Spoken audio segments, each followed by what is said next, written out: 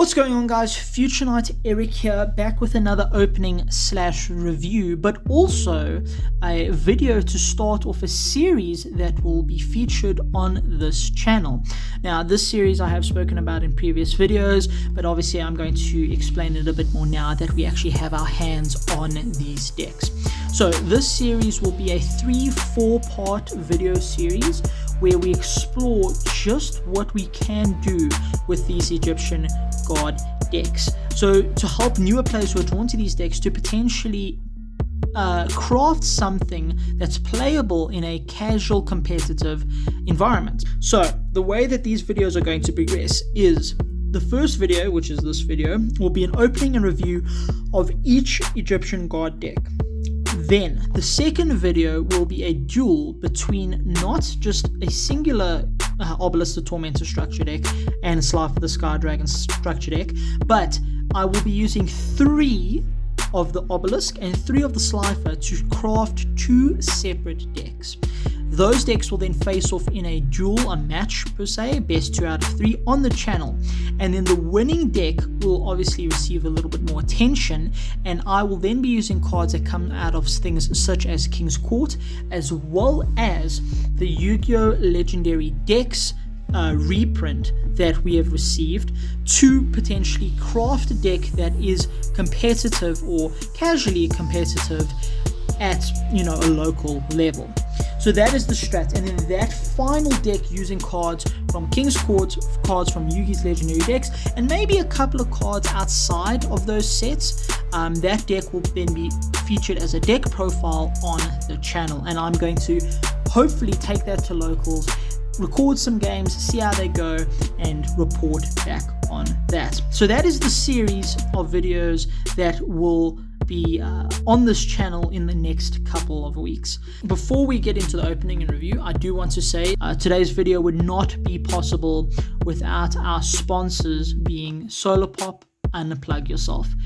Huge shout out to them. Thank you for sending me 3 of each of the Egyptian God card decks, the legendary Yugi's legendary decks, and giving me this opportunity to create something that's a little bit more deeper than just a deck profile or just an opening, something that I can definitely get stuck into.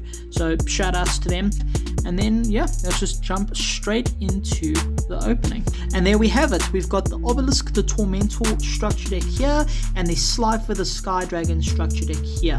Now, before we get into these 2 structure decks, I do quickly want to make reference to the legendary decks, Yugi's legendary decks. I will be opening this in this video, but it won't be as in depth as looking into the Slifer the Sky Dragon and Obelisk the Tormentor decks, simply because this is a very old set that's been reprinted. A lot of the cards in here a lot of people are familiar with. However, we will be quickly going through them to see if there's any cards that could potentially buff up the decks for that third video, that final deck building video.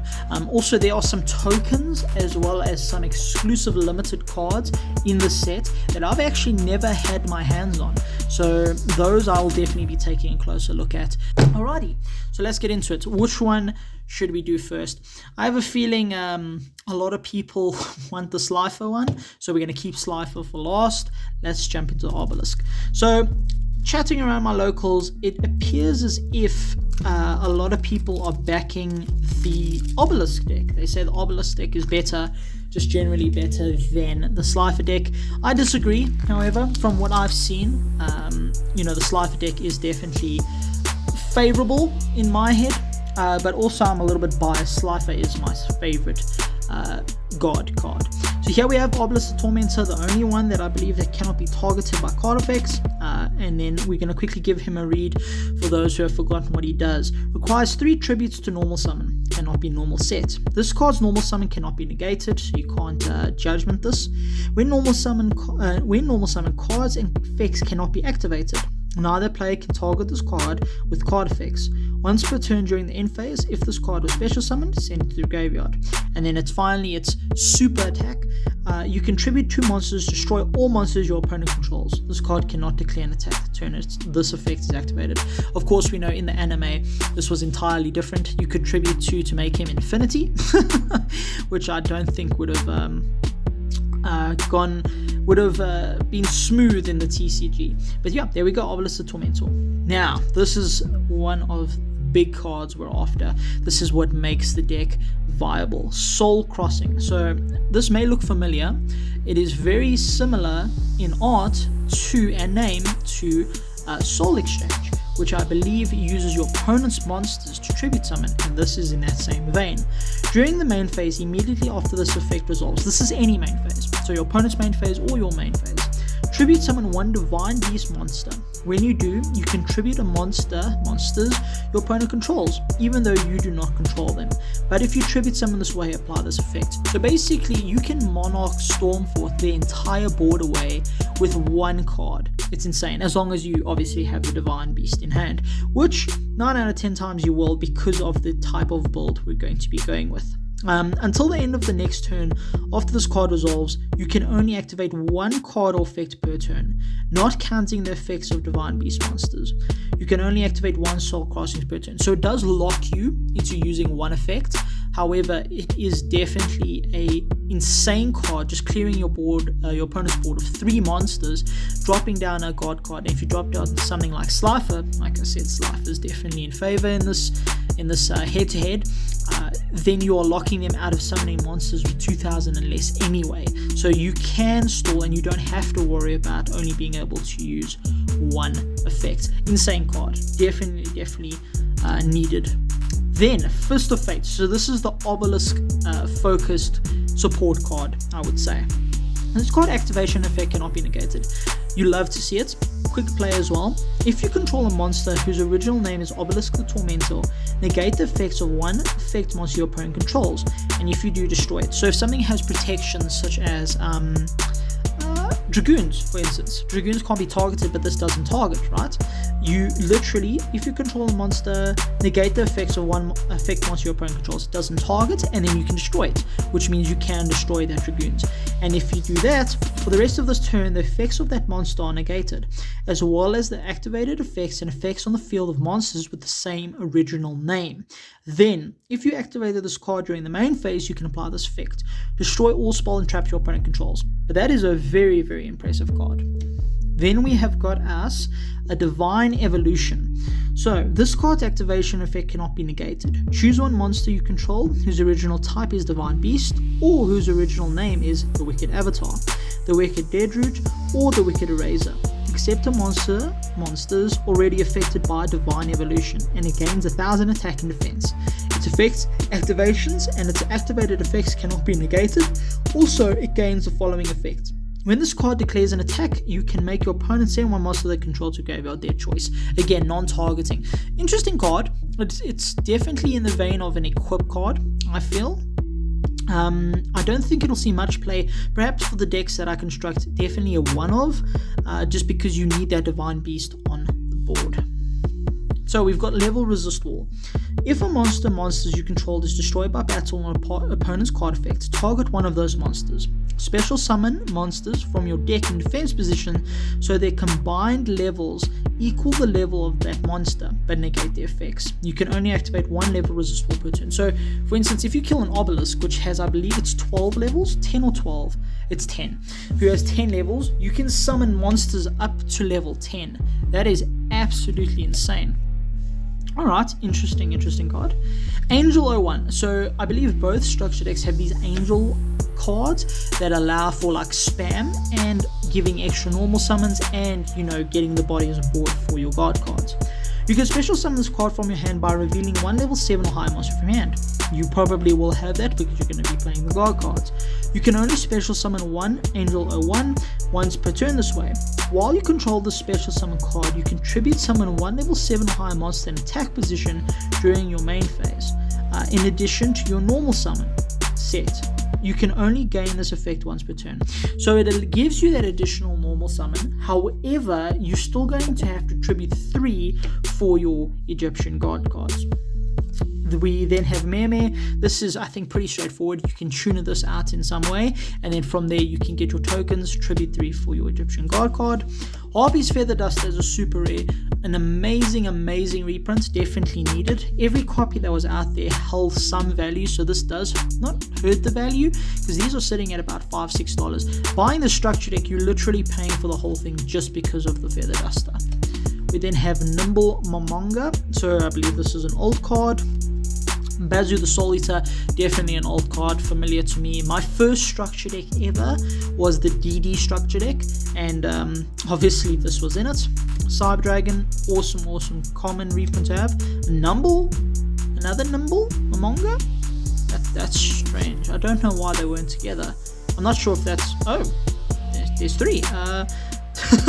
I suppose they just weren't together. That might have been a printing or packing error.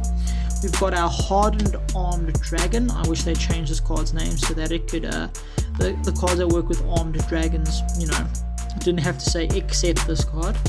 Super Nimble Mega Hamster. So this card actually, I think only had like one printing as a secret.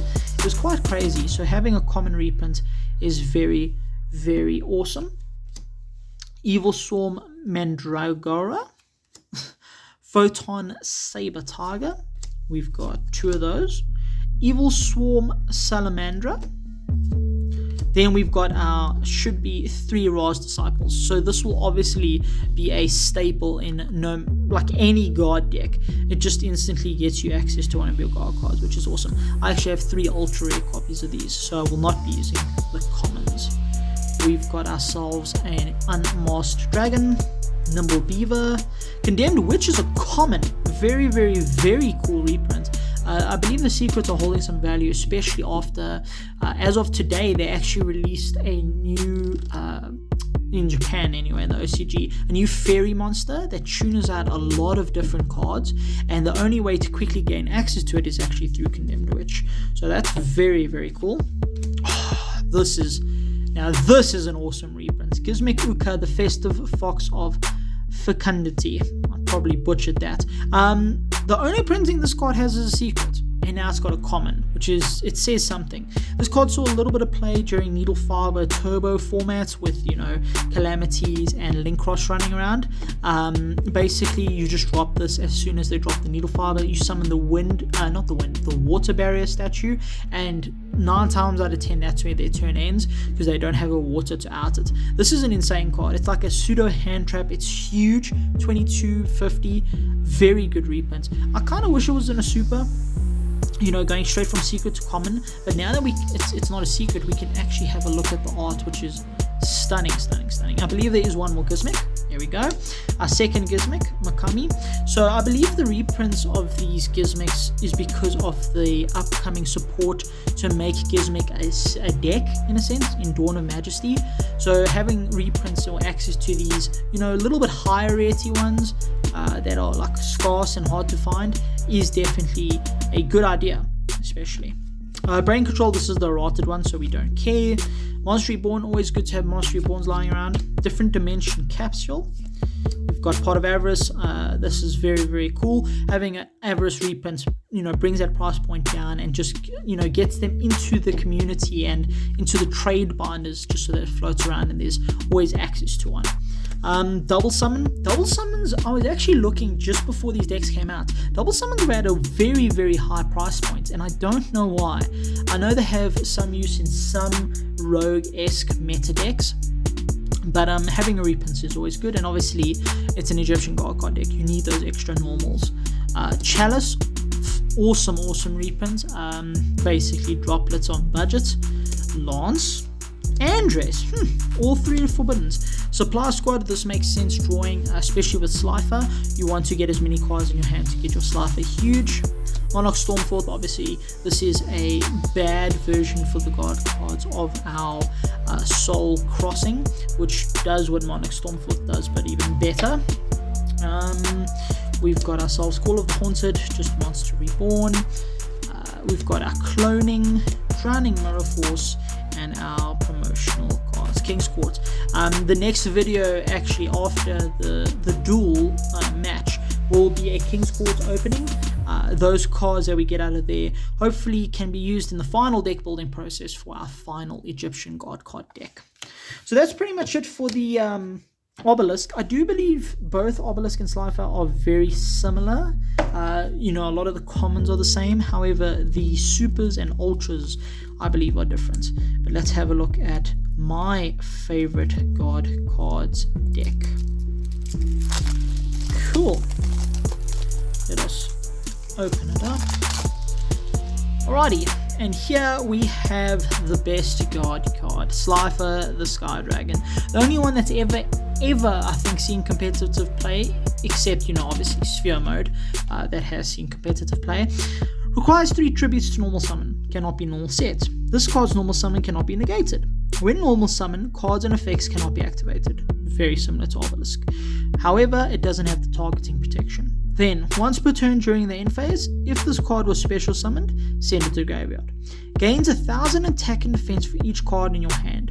If a monsters is normal or special summoned to your opponent's field and attack position, that clause where it says normal or special is so important. If it was just normal, this card would be dead in the water. That monster loses 2000 attack, then if the attack has been reduced to 0 as a result, destroy it. So it's literally a floodgate on legs.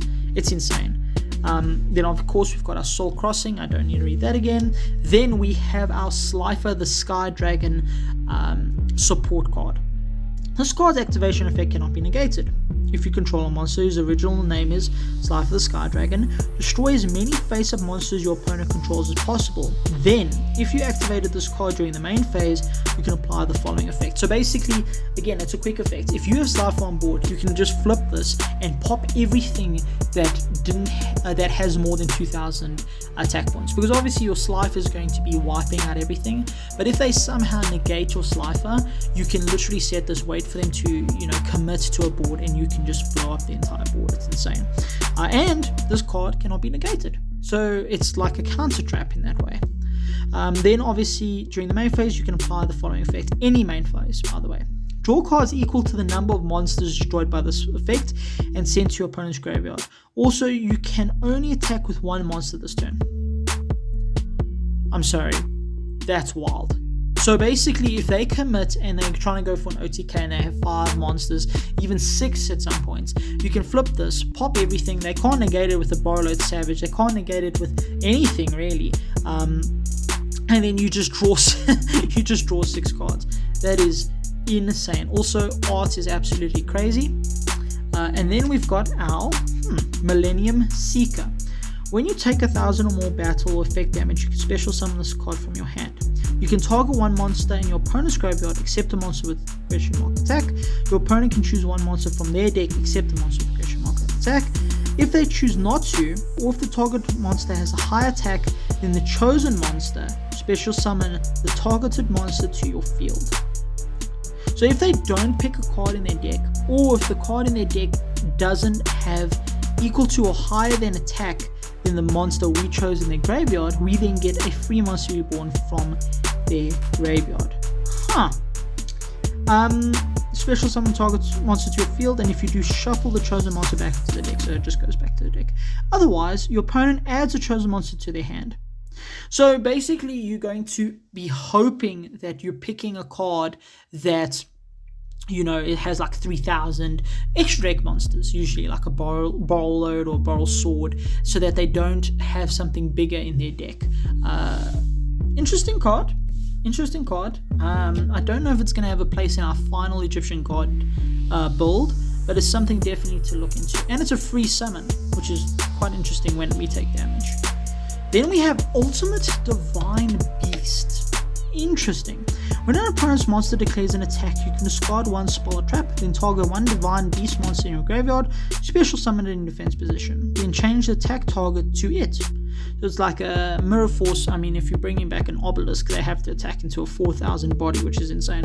During the end phase, if you control the Divine Beast monster, you can destroy all face-up cards your opponent controls that activated their effects on the field this turn. So basically, you let them do all their effects, you bring back a Divine during battle phase, they crash into the Divine, and then they can't get over it because it's got 4000 defense in the case of Obelisk, or even Slifer, who gains the defense if you have 4 or 5 cards in hand.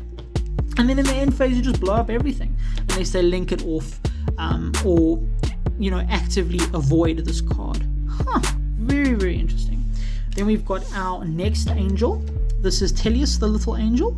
If this card is sent from the monster zone to the graveyard, you can special summon one Telius Wing token. While you control a Telius Wing token, you can banish the card from your graveyard and one spell from your hand. Special summon 2 more tokens. Also, you cannot special summon for the rest of this turn, except from your hand. You can so this is one card Egyptian God card. You go normal summon. You can literally link this off for Almirage, get your token, banish this, summon 2 more tokens, and then you can just tribute summon. That's quite insane, actually. That's very, very interesting. I like that. Okay. Then we've got our Reactor Slime. This is obviously a card that came from our Marek Legendary Duelist set. So this is just a reprint, I believe, in a higher rarity. I think it was a rare or common in that set. And again, we have our value. $6 Harpy's Feather Duster pays for the entire box. Breaker the Magical Warrior. Slide for the Sky Dragon is known as Yugi's God card, and it wouldn't be a Slifer deck without Yugi's cards. So here we have Breaker the Magical Warrior, Beast King Barabaros, Nine-Tailed Fox, Phantom Sky Blaster, Card Guard, Caligo Clawcrow. I believe this didn't have it only had 1 printing, and it was like a weird dual terminal printing, I believe. I might be mistaken, but I know this card was definitely not easily accessible. Not a very expensive card. I believe it was between $5 and $10, but having the reprint definitely helps. We've got our Electromagnetic Turtle, more Yugi cards, Breaker the Dark Magical Warrior, Scapegoat, Arima the Wicked Warden. That is a very interesting reprint. Lair of the Darkness obviously being one of my favorite decks, and actually one of the deck profiles that got this channel started pretty much. That's awesome to see a reprint, but I think I'll stick with my supers. Oh, we have 2. Interesting. Oh, we have 3! I'm guessing Lair of Darkness is somewhere in this deck. Duke Shade, the Sinister Shadow Lord, Clock Wyvern, Tenny Spirit Vashuda, always good to have floating around, just an awesome piece of removal. We do need the monks, but monks I believe are commons or rares, so they're easy to pick up. Swords of Revealing Lights, once again, that's Yugi's deck. Monster Reborn, can't have enough of those. Book of Moon, an insane piece of interruption that is actually currently used in a lot of meta decks as a tech card, so it's always good to have commons floating around. Enemy Controller for that Lair of Darkness Spice. Heart of Avarice, like I said, always good to have floating around. March of the Monarchs, only had 1 printing in a structure deck, so again, to have a new copy of it from a structure deck is good. Supply Squad, we always be drawing cards. Card Advance. Now, I believe this card only had 1 printing prior, and I believe it was a common as well. So getting this reprint is very, very helpful, but also it's a very interesting card. Look at up to 5 cards from the top of your deck, then place them on the top of the deck in any order. You can tribute summon 1 monster in addition to your normal summon set this turn. This literally facilitates so many different God card plays with a card which I believe hopefully is next. There we go, a true name.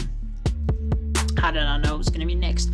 So this card says declare 1 card name, excavate the top card of your deck, and if it is the declared card, add it to your hand. Then you can add to your hand or special summon 1 divine monster from your deck, otherwise send it to the graveyard. You can only activate 1 the true name per turn. So these 2 cards tune out pretty much any God card, which is very, very cool. You can add it to your hand because of Card Advance, and then from there, you add it to your hand from the true name, and then you have an additional normal summon, tribute summon, off of Card Advance. So these 2 cards help you get your God cards on board. Then we've got our one-time passcode, Lair of Darkness. 3 arenas to search 1 Lair of Darkness, very, very strange. We've got our Draw of Fate with Exodia there, that's very cool. I actually don't recognize this card. This may be a new card. I'm just going to give it a read. If your life points are lower than your opponent's and your opponent controls a monster with the highest attack on the field, even if it's tied, reveal 3 cards with different names from your deck. Place them on top of your deck in random order, then draw 1 card. For the rest of this turn, after this card resolves, you cannot set spells, traps. Also, you can only activate 1 more card or effect. So basically, it tunes out any card in your deck, but it gives you some strong limitations afterwards. Mirror Force. We've got our Reckless Greed to keep drawing, and our Metal Flecked Slime. The Golden Apples. Back to Front, awesome reprint. This card is insane. It's such an underrated card. I love this card. And then we've got our promotional items. So that's pretty much it for the structure decks. Pretty spicy. Like I said, the Slifer deck seems a little bit stronger in my head. It feels like there's also a lot more value there. I'm not sure if you noticed that as well, but it seems as if the cards in the Slifer deck are cards that we've wanted to be reprinted for a very, very long time, and they finally got the reprint treatment. So that's very, very cool. Now, if you would like, there will be timestamps. You can skip over this legendary Yugi legendary decks opening. I'm just going to briefly go through each one of the decks and have a look at those beautiful, beautiful tokens and the guard cards, which unfortunately are not playable, but they are guard cards nonetheless. Then the giveaway for this video, it will actually not be in this video. The giveaway for this series will be in the last video, which will be the deck profile, and it is going to be huge. It is a huge giveaway. We're going to be giving away a Yugi's legendary decks. We're going to be giving away Egyptian guard card decks. We're going to be giving away King's Court. So trust me, this series is one that you'll all want to stick around for, and it's something that, you know, I'm putting my heart into, and a lot of efforts going into this, a lot of planning, a lot of thought, and I'm really looking forward to the feedback and what you all think. But yeah, let's quickly have a look at these Yugi's legendary decks. So of course the book is the box is stunning, and actually, holy moly, there's some cards in here I did not realize. We've got our 3 decks here, which I believe are all Yugi decks. Just different iterations of them from different periods in the anime. And then we've got this secret electromagnetic turtle is very, very cool. I didn't know it was in here. I didn't know this is how you could get your hands on one. I've always wanted a secret electromagnetic turtle, just because of my one good friend Sash, who plays it in Cyber Dragons, and he uses it to cheese wins. So it's just a card that I'm have a love-hate relationship with, but that is absolutely stunning. Crisp out of that pack. I actually think I might potentially, I'm hoping to grade some cards at some point in the future. This is definitely one that I will consider. We've got our Dark Renewal for the Dark Magician deck. We've got our Black Illusion. I didn't know these cards came in here. Wow. We've got our, okay, this is where our unplayable Egyptian guard cards come from. Slifer the Sky Dragon. The heavens twist and thunder roars, signaling the coming of this ancient creature and the dawn of true power. Very, very cool. And if I'm not mistaken, there we go. The backs are red and their respective colors. That is stunning. I'm very happy with that. Awesome. Obelisk the Tormentor. The descent of this mighty creature shall be heralded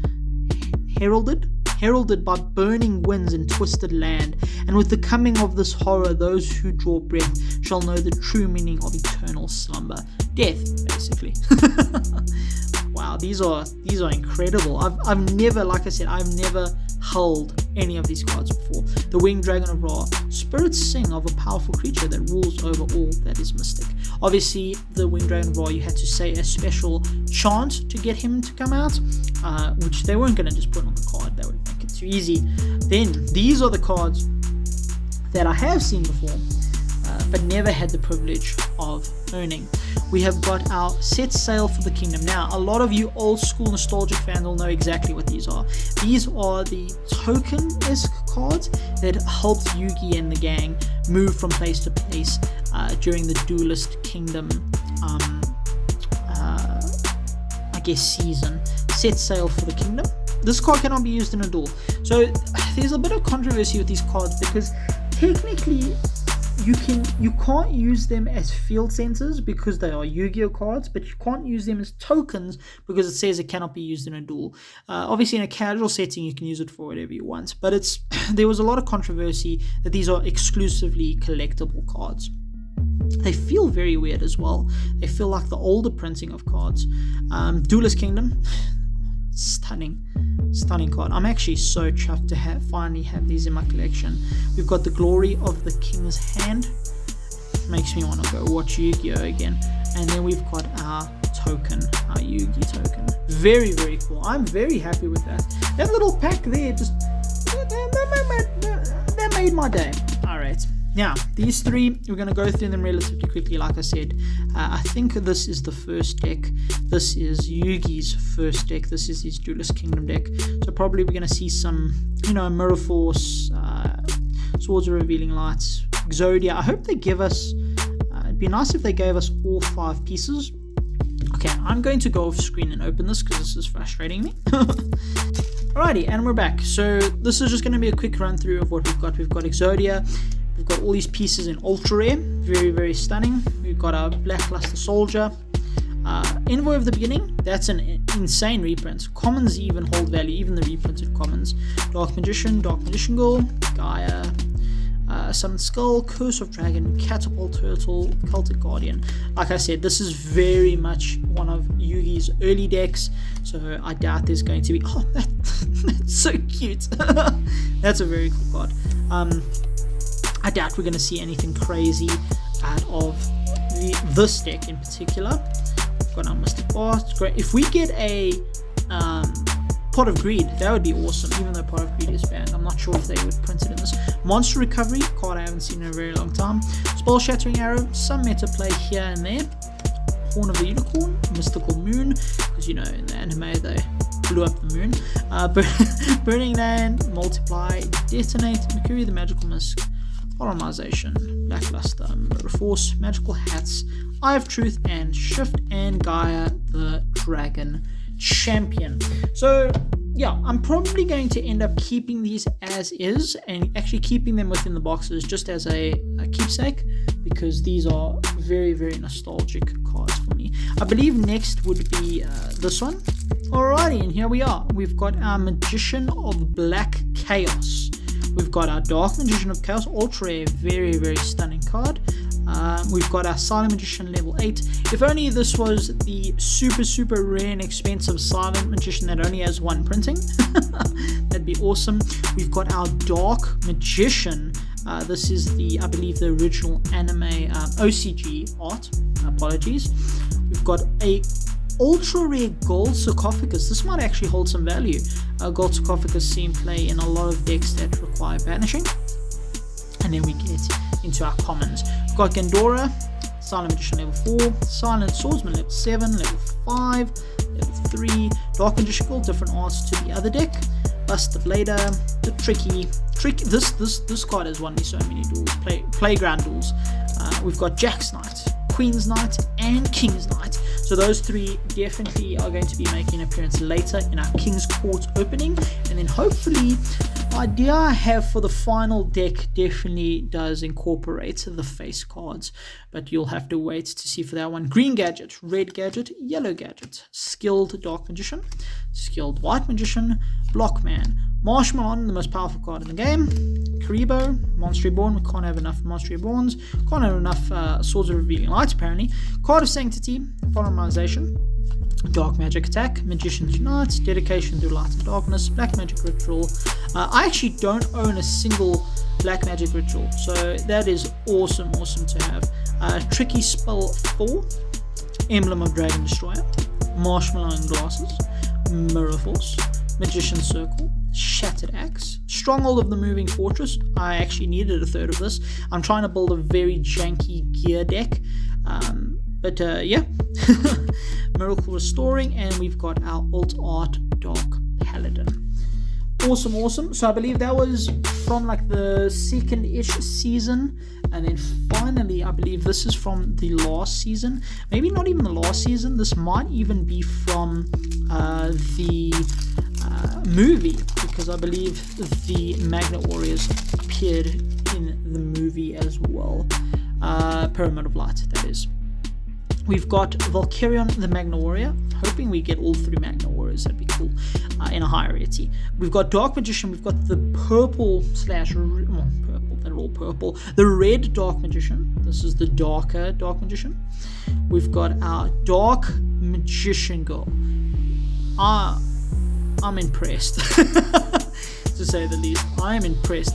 I did not know this was in here. An ultra rare Dark Magician Girl. Now, Dark Magician Girl holds value no matter what. But I'm not even joking in saying that I think this card might pay for the whole box at some point.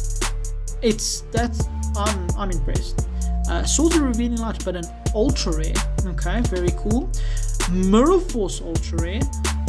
Easily, this is the best deck that we've opened so far. We've got our Buster Blader, Archfiend of Guilford, Jack's Knight, Queen's Knight, King's Knight. We've got our Bergamot, Gazelle, the King of Mythical Beasts, Alpha, Beta, Gamma, Big Shield Gardener, Karibo, Monster Reborn, Dark Magic Curtain. That's not a lot of monsters, and there's still a lot of cards to go. A lot more spells than usual. We've got our Thousand Knives, Magic Formula. I didn't know this card was in here. That's very, very interesting. Alright, Magical Dimension, insane card. Won me lots of duels on the playground. Diffusion, Wave Motion, Double Spell, Ectoplasma, Soul Taker, Pot of Greed. That is awesome. Having Pot of Greed lying around is always good, just for casual games. Card Destruction, Exchange, Monster Recovery, Polymerization, Diffusion, Multiply, Magical Hat, Magic Cylinder, Spellbinding Circle, Light Force Sword, Card Destruction, Soul Rope, Tragedy, and then Chimera, the Flying Mythical Beast. So that last deck, definitely the best out of the bunch. I'm going to actually put that Dark Magician Girl straight into a sleeve. That is stunning. We've got our Dark Magician Girl with our Dark Magician Girl, the Dragon Knight playmat.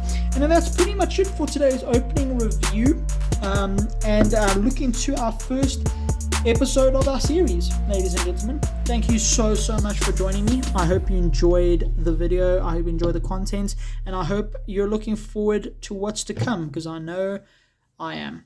Alright, ladies and gentlemen, thank you so much. This is Future Knight Eric, signing out.